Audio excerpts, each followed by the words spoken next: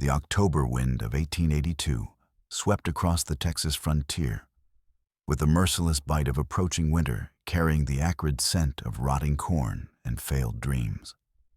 7-year-old Lila Foster pressed her trembling body against the cracked earth between the withered stalks, her empty stomach twisting with a familiar agony that had become her constant companion.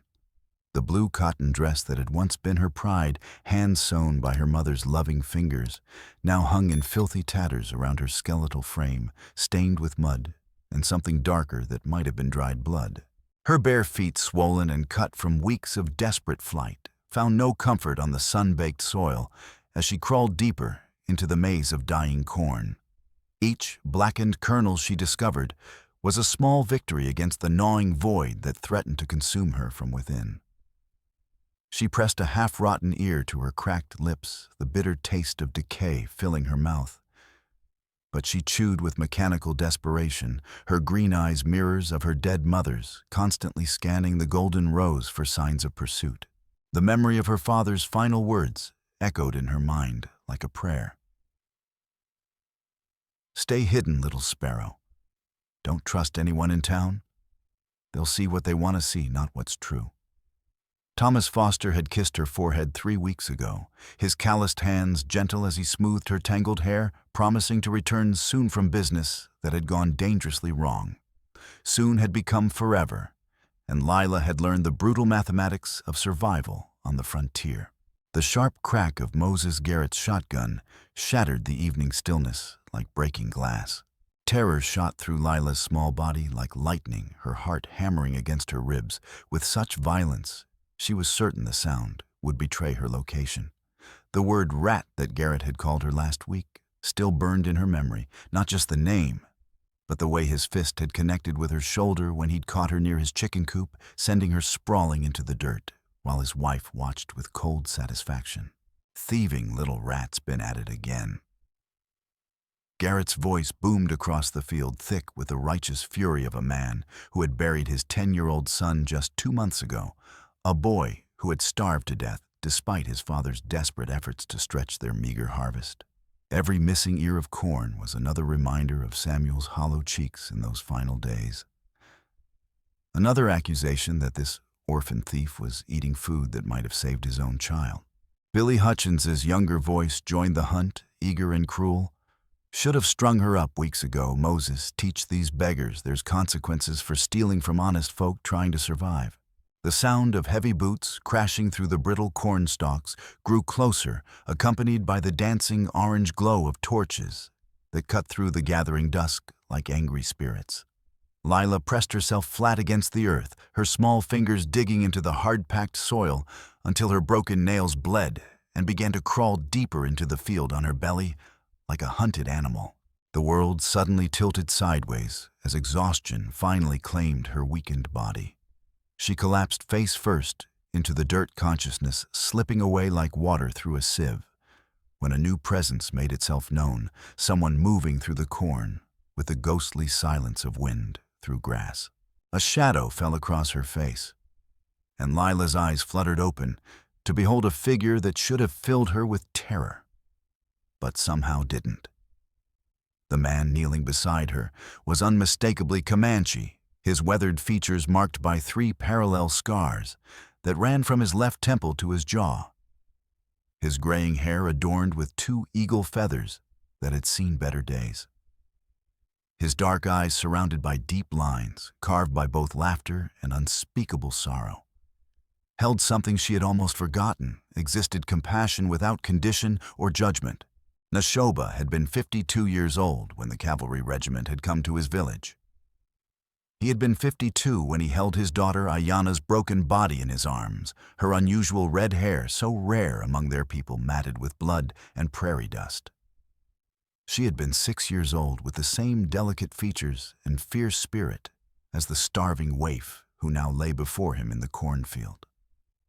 The sight of this abandoned child, hunted like vermin through her own people's land, called to the raw wound where his family had been torn away. "Eat," he said in careful English, his voice barely above a whisper, as he broke an ear of preserved corn in half. the golden kernels scattered like tears in the gathering darkness. "You safe now. I protect." Without speaking further, he reached into his leather pouch and withdrew a small piece of jerked meat, offering it alongside the corn. Lila stared at him with eyes that had learned to expect the worst from every human encounter. But something in his manner, the infinite patience in his expression, and the gentle way he waited for her decision made her reach out with trembling fingers to accept his gifts.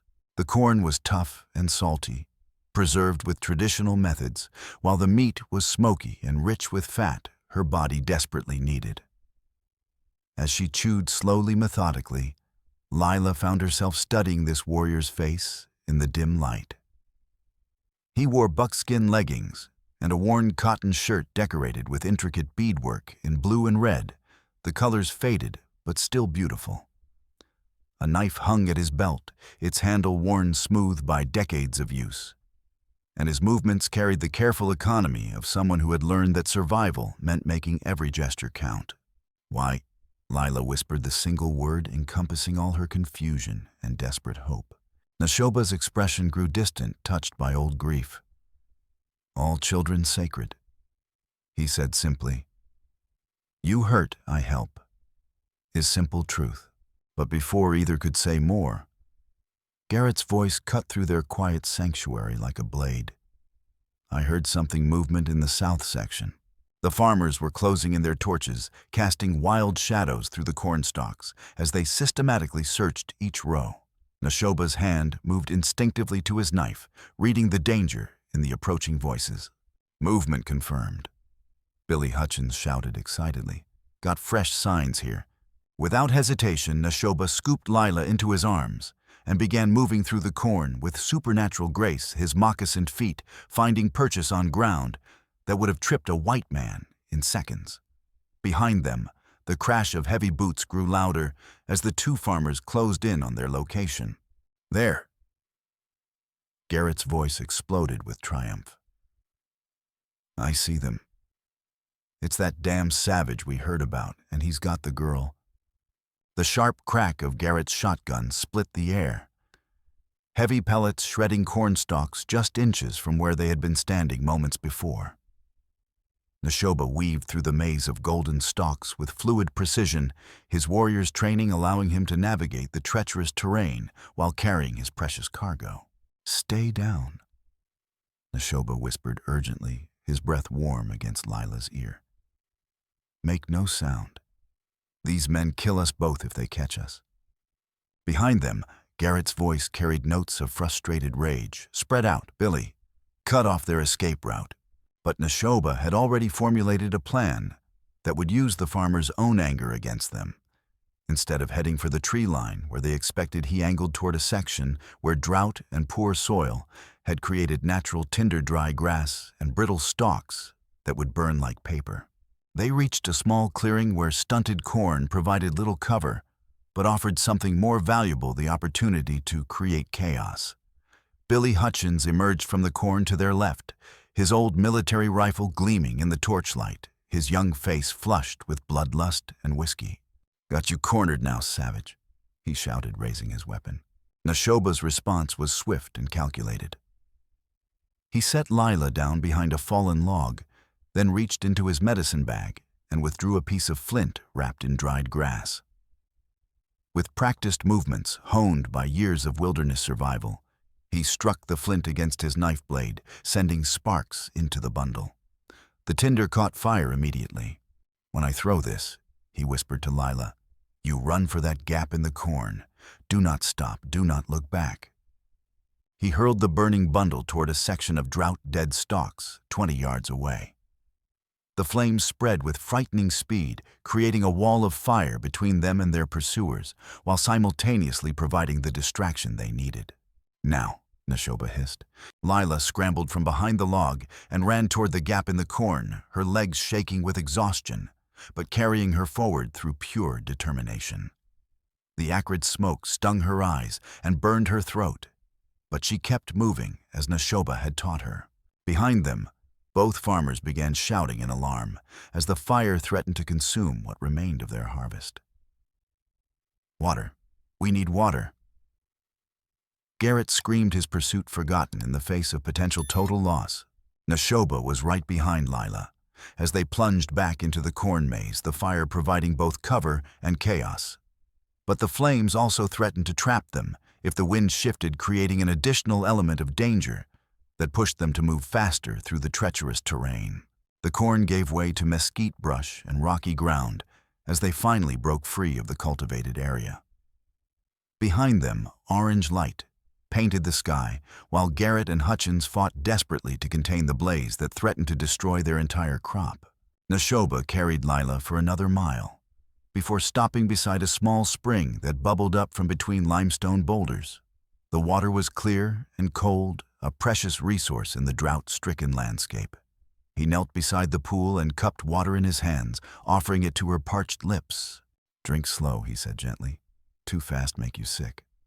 As Lila drank eagerly, some of the precious liquid spilling down her chin onto her torn dress, she found herself studying this man who had risked everything to save her. "Why did you help me?" she asked, voicing the question that had been building since their escape. Nashoba was quiet for a long moment, his dark eyes reflecting the starlight like deep pools. When he finally spoke, his voice carried the weight of old sorrows and carefully controlled pain. "I had daughter once," he said slowly. "Name was Ayanna, bright star. She had red hair like yours, same brave spirit, same green eyes that see truth even when world is full of lies." "What happened to her?" Lila asked softly, though something in his expression already suggested the answer. "Soldiers came to our village 5 winters ago." Nashoba continued, his hands clenching slowly into fists. "Said we were on their land, but it was our land, our people's land, for many generations beyond counting. They gave us one day to abandon everything we had ever known. Did you leave? Some did. Others stayed. We were not ready to abandon the bones of our ancestors, the sacred places where our children learned to walk and speak their first words." His voice grew harder-edged with barely contained rage. "They came at dawn on the 2nd day. Made no difference between warriors and children, between young and old, between those who fought and those who merely wished to live in peace." Lila absorbed this information in silence, her young mind struggling to process such systematic cruelty. "Do you hate all white people?" she asked carefully. Nashoba considered the question with the same gravity he gave to matters of life and death. "I hate some. The ones who kill children for sport, who take land that belongs to others, who lie and steal and call it civilization." He looked down at her, and his expression softened with something approaching peace. "But hate is poison that kills the one who carries it. I choose to help those who deserve help, fight those who deserve fighting. You are child who needs protection, so I protect." Their quiet conversation was interrupted by a new sound carried on the night wind and the distant barking of dogs, but not the familiar sounds of farm animals or wild coyotes. These were deeper, more threatening sounds that spoke of trained hunting packs and organized pursuit. Nashoba's expression immediately hardened with recognition and bitter memory. "Tracking hounds," he said grimly. "Railroad companies use them to hunt escaped workers, runaway slaves, anyone who threatens their profits. Someone with authority called them in." The implications hit Lila like a physical blow. Their escape from the cornfield had been only the beginning. Now they faced professional manhunters with resources and determination that would not be deterred by darkness or difficult terrain. "Can we outrun them?" she asked, proud that her voice remained steady despite the fear clawing at her chest. "Maybe," Nashoba replied, helping her to her feet. "But first we go where they cannot follow easily. High country where the spirits of my people still watch over those who deserve protection." They left the spring behind and began climbing into the broken country that lay beyond the settled farmland. The terrain here was harsh and unforgiving. Red sandstone cliffs carved by centuries of wind and water. Deep arroyos that could hide a small army, and thick stands of mesquite and prickly pear that would tear the skin from anyone foolish enough to travel carelessly. But Nashoba moved through this landscape with the confidence of a man returning home after long exile. Every ridge and draw held memories of hunts and ceremonies, of the time before white settlements had pushed his people into ever smaller fragments of their ancestral territory. The barking echoes off cliffs grew closer as they climbed, bouncing off canyon walls in a cacophony of hunger and determination. The scent of blood from small cuts on both their bodies would make the dog's job easier, creating a trail that professional trackers could follow even in darkness. Lila's strength began to fail as they reached steeper terrain. Weeks of near starvation had left her weak and clumsy, and the adrenaline that had carried her through their escape was rapidly giving way to bone-deep exhaustion. "I can't go any further," she gasped, stumbling over loose rocks and nearly falling. "My legs won't work anymore." Without breaking stride, Nashoba scooped her onto his back, her small arms wrapping around his neck, while her legs locked around his waist. "Then I carry you," he said simply. Family does not abandon family. The word family hung in the air between them like a promise. And despite their desperate circumstances, Lila felt a warmth spread through her chest that had nothing to do with exertion. This man who owed her nothing had chosen to risk everything for her safety, and in doing so had given her something she had thought lost forever, the feeling of belonging to someone who would not abandon her when times became difficult. They traveled through the night, following game trails and dry creek beds that would confuse the scent and mask their passage.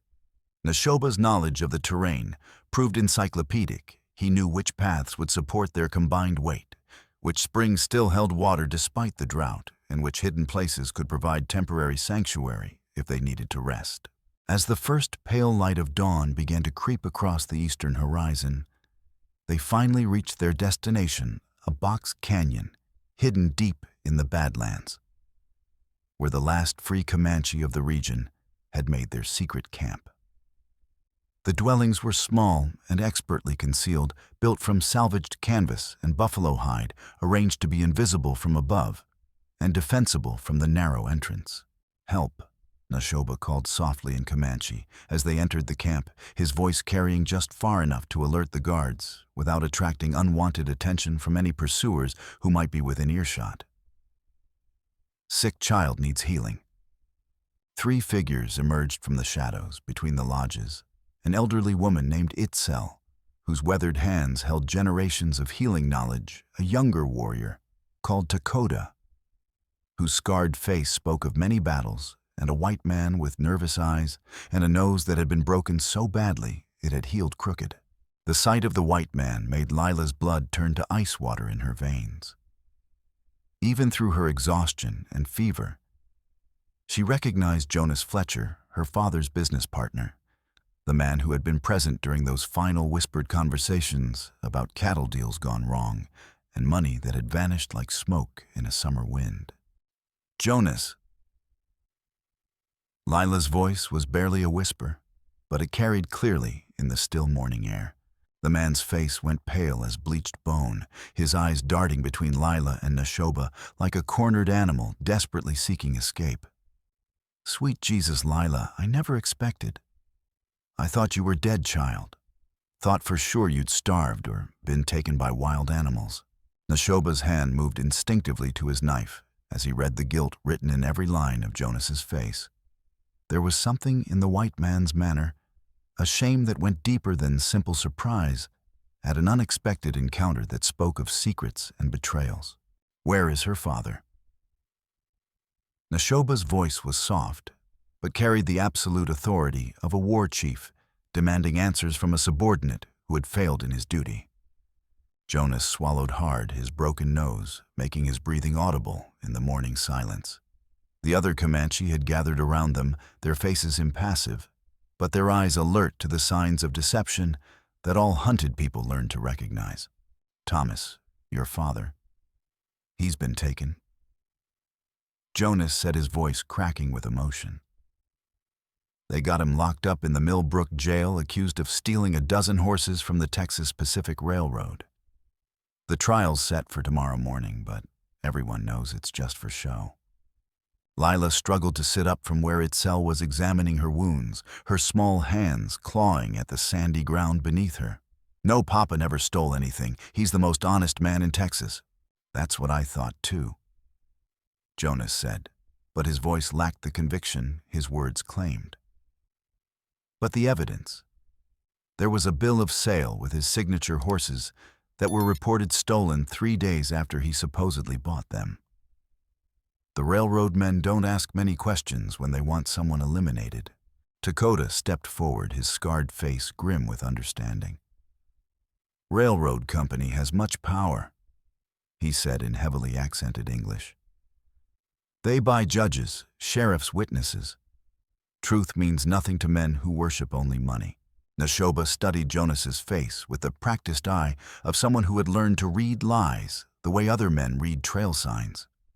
The way the white man's eyes wouldn't hold contact, the way his hands trembled slightly, the way he kept touching his crooked nose, all pointed to deception and hidden guilt. Tell truth, Nashoba said quietly, his voice carrying an edge of menace that made Jonas take an involuntary step backward. This child has suffered enough lies.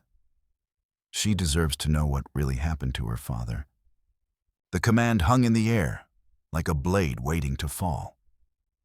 Jonas looked around the camp, seeking escape from the circle of dark eyes that watched his every movement. But the canyon walls offered no refuge from the truth that had been eating at him for weeks. I did it. He whispered the words, tumbling out in a rush of guilt and desperate relief.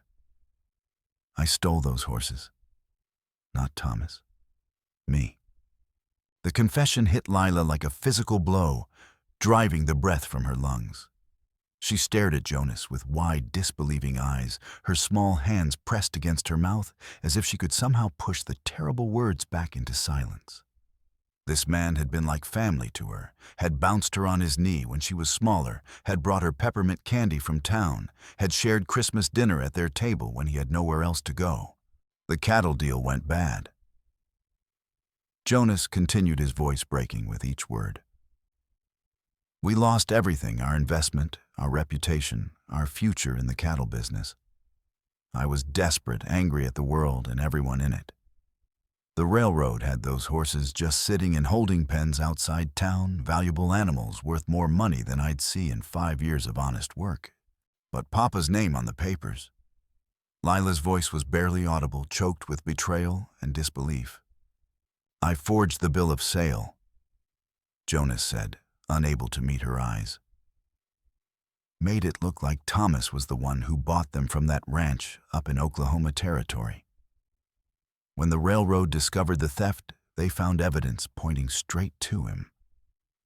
I thought, God help me, I thought he'd just disappear into Indian Territory before they could arrest him. Itzel continued working on Lila's infected wounds, but her movements had grown more urgent. The child's fever was rising, and the emotional shock of Jonas's betrayal was making her physical condition worse. And what about his daughter? Nashoba's voice was cold as winter wind. You leave her to starve while you hide with my people like a coward afraid of his own shadow. Jonas's face crumpled with shame, so profound it seemed to age him 10 years in an instant. I spread rumors around town after Thomas was arrested. Said Lila was following in her father's footsteps, stealing food from honest farmers trying to survive the drought. I thought it would make the story more believable, make people think Thomas really was guilty if his own daughter was turning to theft. The revelation was like salt poured into an open wound. Lila stared at Jonas with eyes that held pain too deep for tears. This man had not simply stolen horses and framed her father. He had systematically destroyed her entire world, turning her into a hunted outcast to support his own lies and greed. Dakota's scarred face twisted with disgust. You make war on children. Among my people, such men are cast out to die alone in the desert. But Nashoba sensed there were deeper currents of deception still flowing beneath Jonas's partial confession. His warrior's instincts, honed by years of reading enemies and allies alike, detected the presence of larger conspiracies. Railroad men do not trust simple thieves. Nashoba said slowly, his eyes boring into Jonas like spear points. They pay you for something more than stolen horses. What else?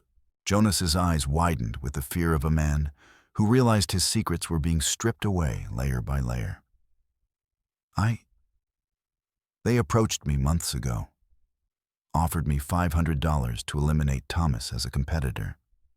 He was too honest, too willing to fight for fair prices and decent treatment of workers.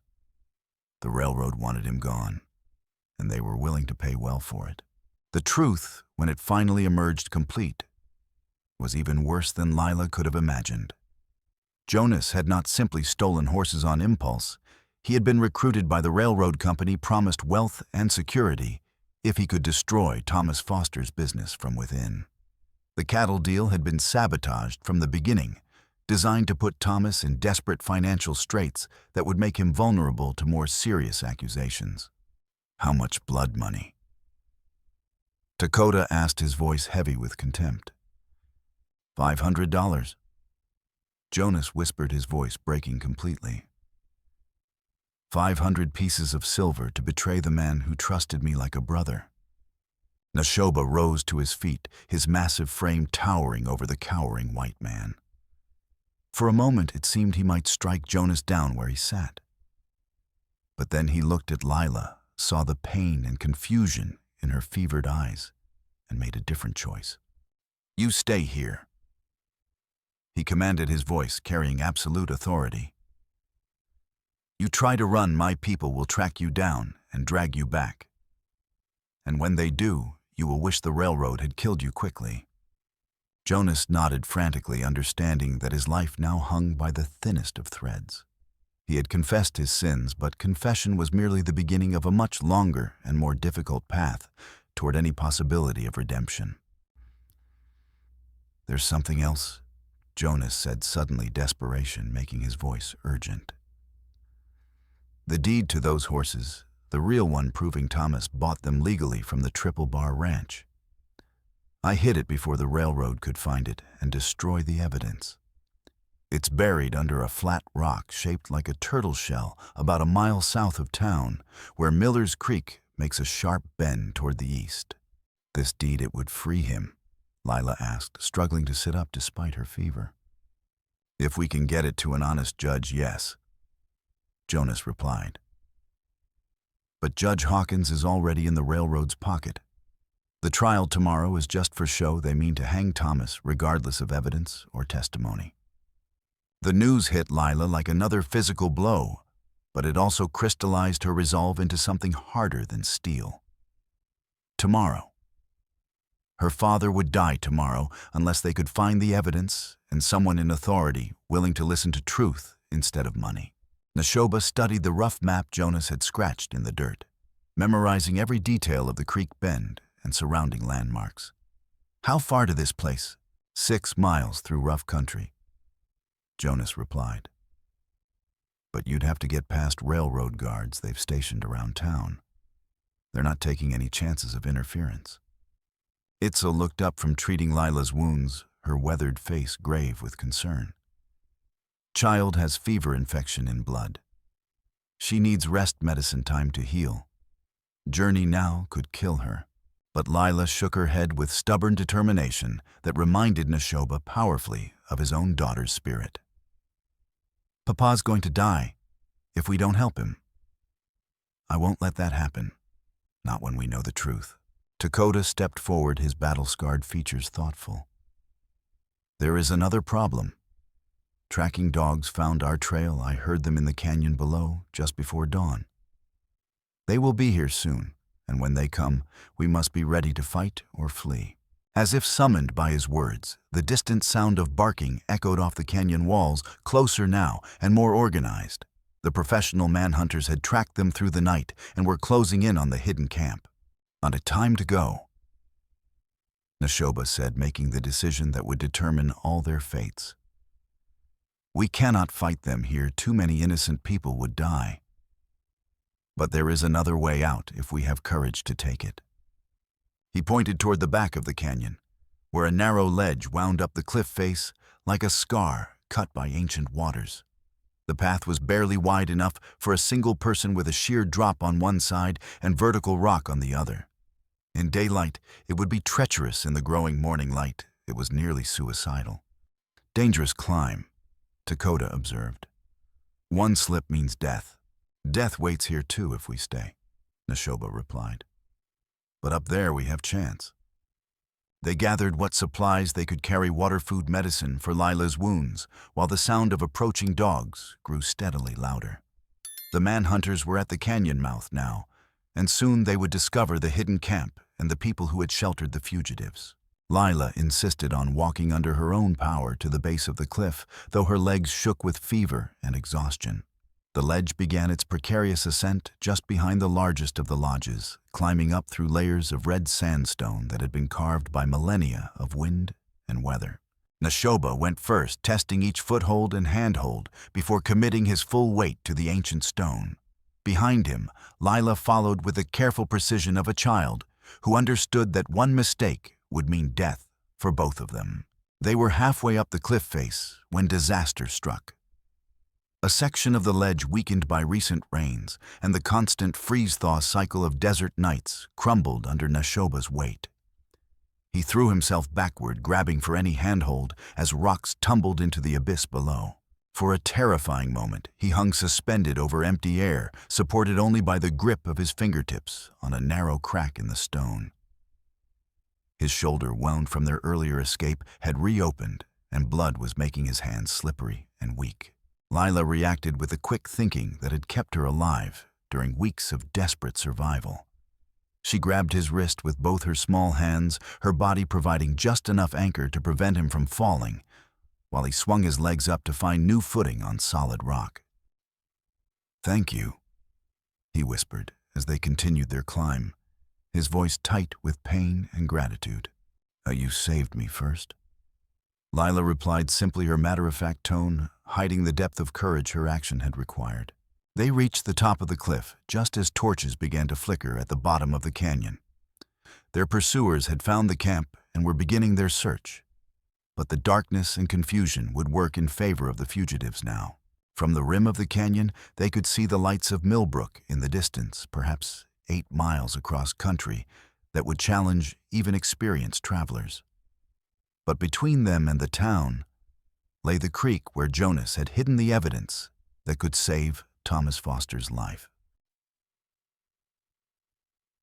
Long way, Nashoba observed, studying the terrain ahead, with the eye of a warrior who had spent years reading landscape for advantages and dangers. "Papa's worth any distance." Lila said, her voice carrying conviction that surprised them both with its strength. They began their descent from the canyon rim, heading toward the creek and the buried evidence that represented their only hope of preventing a judicial murder. Behind them, shouts of frustrated searchers echoed off canyon walls, but the sounds were already growing fainter as distance and darkness swallowed their trail. The journey to Miller's Creek tested both their endurance and their desperate hope. The terrain was a maze of hidden dangers, dry washes that could trap an unwary traveler, stands of thorny mesquite that seemed designed to slow pursuit, and rocky ground that left little trace of their passage, but punished every step. Nashoba's wounded shoulder had stiffened during their cliff climb, and he could feel fresh blood seeping through the makeshift bandage Itzel had applied. But he showed no sign of weakness, moving with the steady determination of a man who had learned to function despite pain. They reached the creek just as the moon was setting, casting the landscape in shades of silver and black that made every shadow a potential threat. The water was low, reduced to a series of connected pools by the autumn drought, but the cottonwood trees along its banks had survived by sending their roots deep into the water table. "There," Nashoba said quietly, pointing toward a massive tree about a quarter-mile upstream. The landmark Jonas described. They made their way along the creek bank, moving carefully to avoid leaving obvious tracks in the soft earth. Near the ancient cottonwood, the creek made the sharp bend Jonas had described. and 30 yards upstream they found the flat rock shaped like a turtle shell. Nashoba began to dig with his knife and bare hands, the blade scraping against clay that had been baked hard by months of summer sun. The work was slow and difficult, made worse by his injured shoulder, but gradually they excavated a hole about 2 feet deep. "There," Lila said suddenly. "Something different about the dirt there." Nashoba's fingers probed the spot she indicated and found the telltale softness of earth that had been disturbed and refilled. Within minutes, his hands closed around something wrapped in oilcloth and buried in this makeshift cache. The deed was exactly as Jonas had described, a legal bill of sale, proving that Thomas Foster had purchased 12 horses from the Triple Bar Ranch in Oklahoma Territory on September 15th, 3 days before those same animals were reported stolen by the Texas Pacific Railroad. The document bore proper signatures, official seals, and witness notarization that would be difficult to challenge in any honest court. "This proves Papa's innocence." Lila breathed, her eyes shining with tears of relief and determination. But even as she spoke, the sound of approaching horses reached their ears, multiple riders moving at a steady pace along the road that connected Milbrook to the outlying ranches. The hoofbeats were still distant, but they were heading directly toward the creek crossing. "How many?" Lila whispered instinctively, pressing closer to Nashoba for protection. Nashoba tilted his head, listening with ears trained by decades of warfare to distinguish between different types of mounted threats. 6 riders moving with purpose. They know where they're going. They had been discovered either through superior tracking or information provided by someone who knew their likely destination. Either way, they had only minutes before armed men reached their position. "They hide the deed," Nashoba said urgently, helping Lila secure the precious document inside her torn dress. "If something happens to me, you must get this to someone who will listen." They slipped away from the creek bank and took shelter in a grove of smaller trees about 50 yards from the water. The hiding place was far from perfect, but it offered concealment and multiple escape routes if they needed to run. The riders appeared at the creek crossing just as Nashoba had predicted, 6 men armed with rifles and the confident bearing of professionals who expected their prey to be cornered and helpless. Their leader was a hard-faced man in a dark coat who carried himself with the authority of someone accustomed to giving orders and having them obeyed without question. "Spread out along the bank," the leader commanded, his voice carrying clearly in the still night air. "If they're here, we'll find them. And remember, the girl might be useful as a witness, but the Comanche is to be killed on sight." Marcus Sullivan had earned his position as the railroad's chief security officer through a combination of intelligence, ruthlessness, and an absolute dedication to protecting company interests regardless of the human cost. He had orchestrated the frame-up of Thomas Foster with the same cold efficiency he brought to all his assignments. The riders dismounted and began a systematic search of the area around the turtle-shaped rock, their torches casting dancing shadows on the water. From their hiding place, Nashoba and Lila could hear every word of their conversation. "Fresh digging here," one of the men reported. "Looks like someone was looking for something buried." Sullivan examined the disturbed earth with the eye of a man who had spent years hunting other men. "They found it," he said with grim satisfaction. "Whatever Fletcher buried here, they've got it now." "What are your orders, boss?" Sullivan studied the surrounding terrain, reading the landscape for signs of his quarry's escape route. "Set up a perimeter around the town, every road, every trail, every creek crossing. Nobody gets in or out without our knowledge and permission." "What about Sheriff Webb? He's been asking uncomfortable questions about the Foster case." "Webb's an honest man, which makes him dangerous in the short term, but manageable in the long run," Sullivan replied. "He's also smart enough to recognize when he's outgunned. We control the witnesses, we control the physical evidence, and Judge Hawkins knows which side his bread is buttered on." One of the younger riders shifted nervously in his saddle. "Some of the townspeople are starting to ask questions, too. What if they don't accept the verdict?" Sullivan's laugh was cold and without humor. Tomorrow morning, Thomas Foster hangs as scheduled. Anyone who tries to interfere will discover that frontier justice can be very swift and very final. There won't be any uncomfortable questions after that. The casual discussion of murder made Lila's blood run cold, but it also strengthened her resolve. These men were not just corrupt, they were evil, willing to kill innocent people to protect their profits and power. As the riders began to mount up and establish their perimeter around the town, Sullivan gave one final instruction that left no doubt about their intentions. If you find the girl and the Indian, remember, dead men tell no tales, and we can't afford to have witnesses spreading inconvenient stories. After the riders departed, Nashoba and Lila remained hidden for another hour, waiting to ensure they were truly alone. The night air carried the scent of Sullivan's men gun oil leather and the particular smell of violence that seemed to cling to professional killers. "They murdered Jonas," Lila whispered, her voice hollow with shock. "Yes," Nashoba replied simply. "Men like Sullivan leave no loose ends, no witnesses who might develop inconvenient consciences." "Will they kill us too?" Nashoba considered how much truth a 7-year-old could handle. "They will try," he said finally. "But we are not helpless prey. We have something they desperately need: proof of their crimes. How do we get it to the right people?" They said they control everyone. It was the crucial question, and one Nashoba had been pondering since overhearing Sullivan's conversation. The traditional channels of justice had been corrupted or intimidated into compliance, but there were other ways to fight, methods that didn't rely on bought officials. Sometimes, Nashoba said slowly, the best way to defeat powerful enemies is to force them to reveal their true nature before witnesses they cannot buy or threaten. Make them choose between their lies and their lives in front of people who still believe in justice. Lila didn't fully understand the strategy, but she trusted this warrior who had sacrificed everything to help her.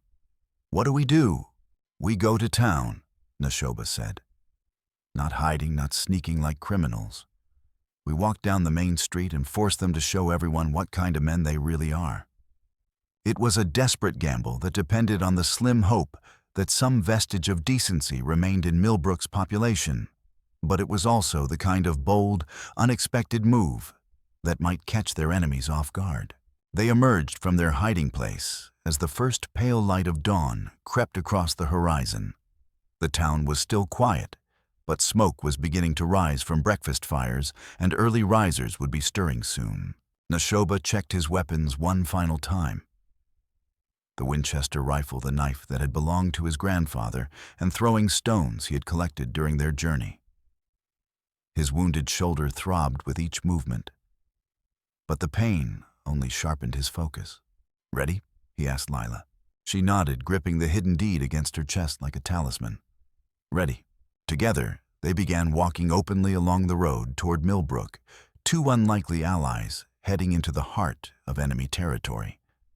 Behind them, the sun climbed higher, painting the Texas landscape in shades of gold and crimson that spoke of both beauty and blood.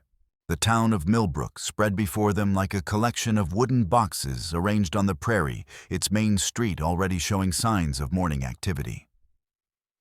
But Nashoba's experienced eye could see the signs of an armed campmen positioned at strategic points, with rifles ready, horses saddled for quick departure, and at the far end of the street, a gallows that cast a stark shadow in the morning light. "The scaffold," Lila whispered, her voice barely audible. "Your father still lives," Nashoba reminded her. "We are not too late." They approached from the east, walking boldly down the center of the main road. Their appearance, a wounded Comanche warrior and a ragged white child, drew immediate attention from Sullivan's guards. "There they are," someone shouted. "The Indian and the foster girl." But instead of running or seeking cover, Nashoba and Lila continued walking with calm determination. The deed was hidden inside Lila's dress, close to her heart, and they carried themselves with the dignity of people who had nothing to hide. People of Milbrook. Nashoba called out, his voice carrying clearly in the morning air. I am Nashoba of the Comanche, and this child carries proof that Thomas Foster is innocent of all charges against him. The declaration sent ripples of uncertainty through the gathering crowd. This wasn't the behavior they expected from desperate fugitives. Where was the skulking, the attempts to avoid capture? Instead, they saw a warrior and child walking calmly toward what appeared to be certain death. Sheriff Marcus Webb emerged from his office, his hand resting on his pistol, but not drawing it. He was a weathered man in his 50s, whose eyes held the wariness of someone who had learned that simple answers were usually wrong. That's close enough, Webb called out. State your business and keep your hands visible. Lila stepped forward, pulling the deed from her dress and holding it high for all to see. This document proves my papa bought those horses legal from the Triple Bar Ranch in Oklahoma 3 days before the railroad said they were stolen. A murmur ran through the crowd, some expressing disbelief, others demanding to examine the evidence. But before Sheriff Webb could respond, Marcus Sullivan appeared at the opposite end of the street with 6 armed men who looked more like professional killers than railroad employees. Don't listen to them, Sheriff. Sullivan called out, his voice smooth and confident. That document is obviously forged, just like everything else about this Indian story. He's been running with hostile savages, probably killed good Christian folks to get whatever he's waving around. The accusation was carefully crafted to play on frontier prejudices, but Nashoba was ready for it. Mo, I call for Judge Hawkins to examine this evidence, he announced loudly. Let the law decide what is true and what is false. Judge Hawkins is already here to conduct the trial. Sheriff Webb replied, his eyes moving between the two opposing forces. He should be at the courthouse within minutes. Perfect, Sullivan said with cold satisfaction. We can add forgery and conspiracy to the charges against these fugitives. But a new voice cut through the tension like a blade. The document is genuine. All eyes turned toward Dr. Morrison, who stood on his office porch with his medical bag in hand. His integrity was beyond question in Milbrook, making his testimony particularly valuable. I treated Jonas Fletcher in his final hours. Morrison continued. He made a deathbed confession about framing Thomas Foster. Described that exact document before he died from wounds inflicted by railroad men. Sullivan's confident expression flickered with the first sign of uncertainty. Fletcher was delirious from blood loss. You can't trust the ravings of a dying man. Jonas wasn't raving, Morrison replied firmly. He was perfectly lucid when he confessed to stealing those horses and forging evidence to implicate his partner. Said the railroad paid him $500 to destroy Thomas Foster's reputation. The revelation sent shockwaves through the crowd. Jonas Fletcher had been a respected member of the community, and his deathbed confession cast serious doubt on everything the railroad had claimed. Sullivan made a desperate attempt to regain control. Even if Fletcher was involved, that doesn't prove Foster's innocence. They could have been working together all along, but Lila's young voice cut through his arguments with devastating logic. If Papa was guilty, why would Mr. Jonas confess to framing him?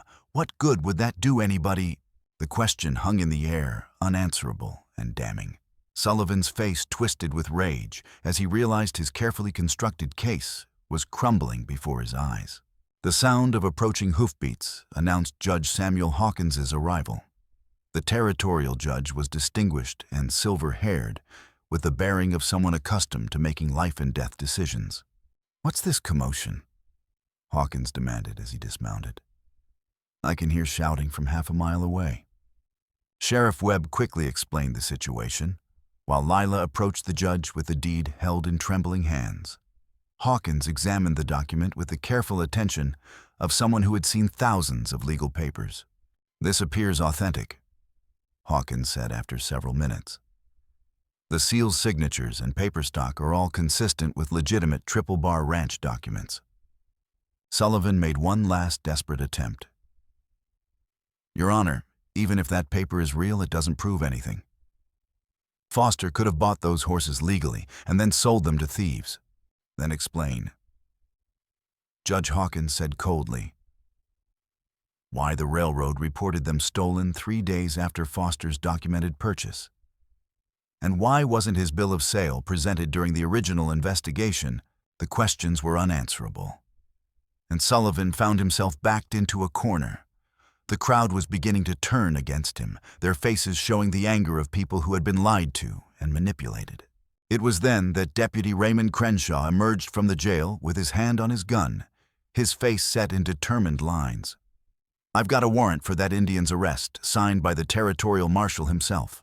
But Lila, who had been listening carefully to every conversation, made a connection that changed everything. Deputy Crenshaw is Jonas Fletcher's cousin. She called out her young voice, carrying clearly across the square.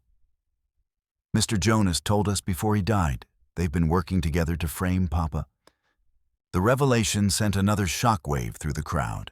The family connection explained how the evidence had been so neatly arranged and how the investigation had been steered away from uncomfortable questions. Crenshaw's face went white with panic, and his hand moved toward his weapon. But Sheriff Webb was faster, drawing his gun and pointing it at his own deputy. Easy, Ray, Webb said quietly. Let's not make this worse than it already is. That you don't understand, Crenshaw said desperately. They promised me a position with the railroad, good money, a chance to get out of this God-forsaken territory. All I had to do was make sure the evidence pointed to Foster. The confession was the final nail in the railroad's coffin. Judge Hawkins stepped forward with judicial authority blazing in his eyes. Based on the evidence and confessions I've heard, I hereby order Thomas Foster's immediate release, Hawkins announced. Furthermore, I'm issuing arrest warrants for Marcus Sullivan, Deputy Raymond Crenshaw, and any other railroad employees involved in this conspiracy. Sullivan's response was swift and vicious. He drew his pistol and pointed it directly at Lila's head, his face twisted with rage and desperation. Nobody's getting arrested, he snarled. That girl dies unless everyone backs away and lets us ride out of here. You'll join your daddy in hell, you little rat. The standoff stretched taut as a bowstring with armed men on both sides preparing for violence.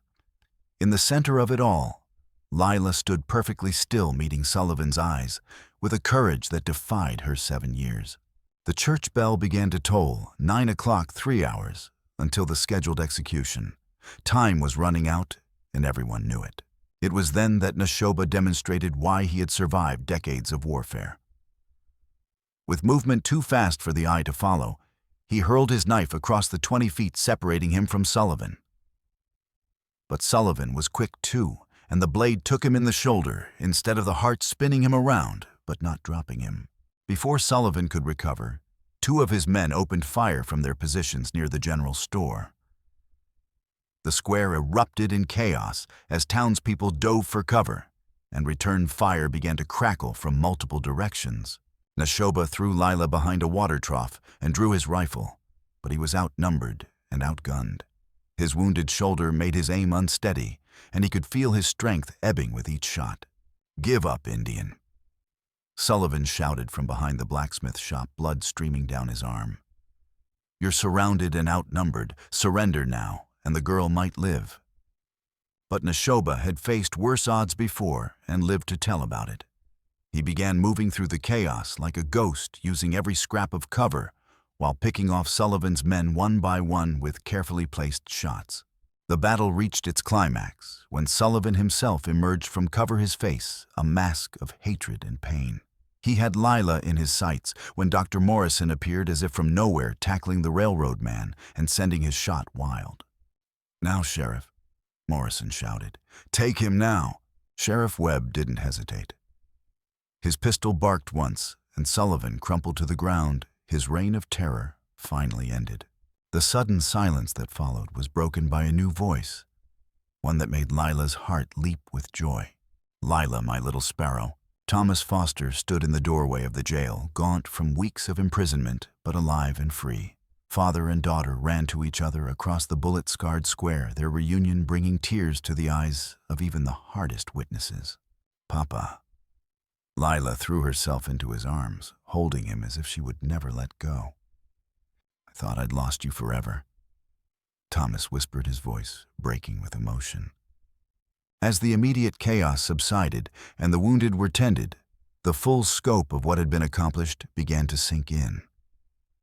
A conspiracy had been exposed, an innocent man freed, and justice served, despite overwhelming odds.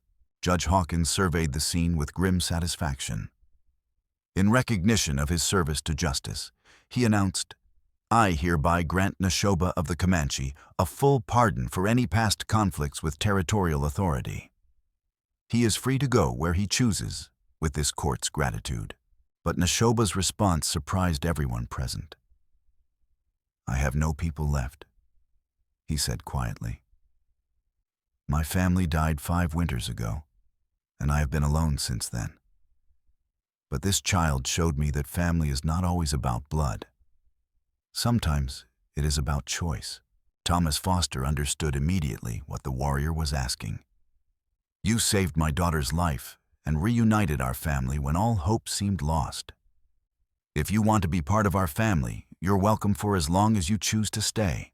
The offer was made publicly, representing a bridge between 2 worlds that had been at war for generations.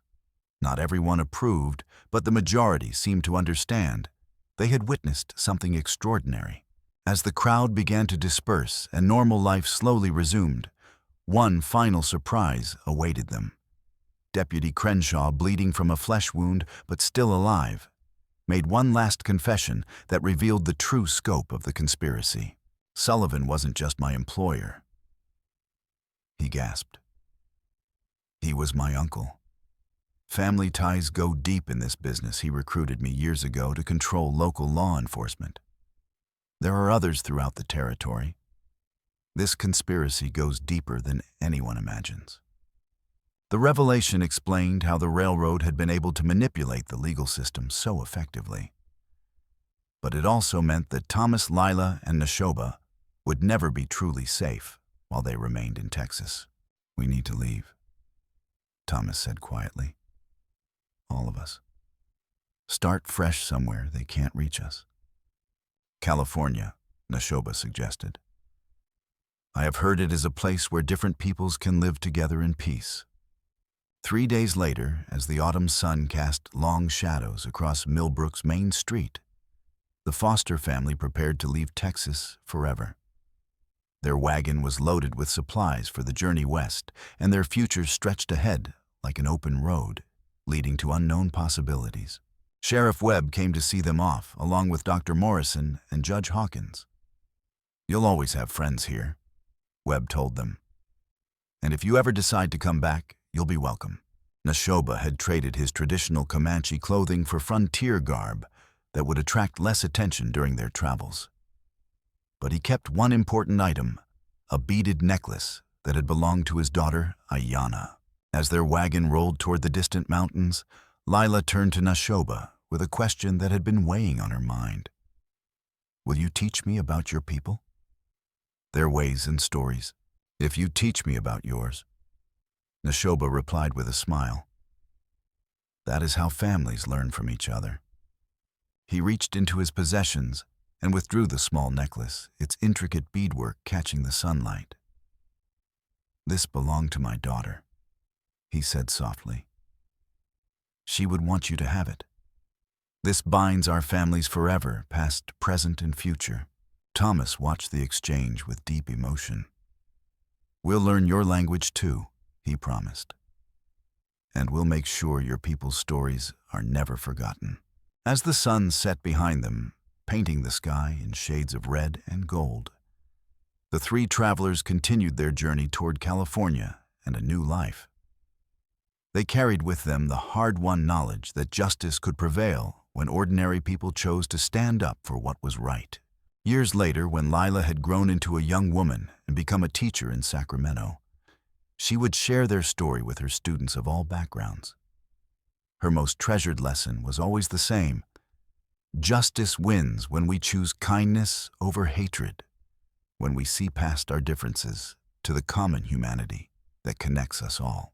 The beaded necklace served as a constant reminder that families could be born from the most unlikely circumstances, that heroes could emerge from the most desperate situations, and that the bonds of chosen love were often stronger than those of blood.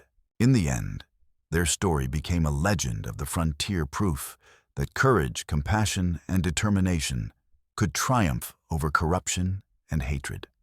And in the growing city of Sacramento, the Foster family prospered, becoming known throughout California for their integrity, generosity, and unwavering belief that every person deserved justice, regardless of their race or circumstances. The cornfield where it all began was replanted the following spring, its green shoots reaching toward the sun as a symbol of renewal and the eternal cycle of hope that governed all life on the frontier. And somewhere in those rustling stalks, the echo of a Comanche warrior's kindness lived on, a reminder that sometimes the greatest victories were won not through violence, but through the simple act of choosing to help a hungry child in need.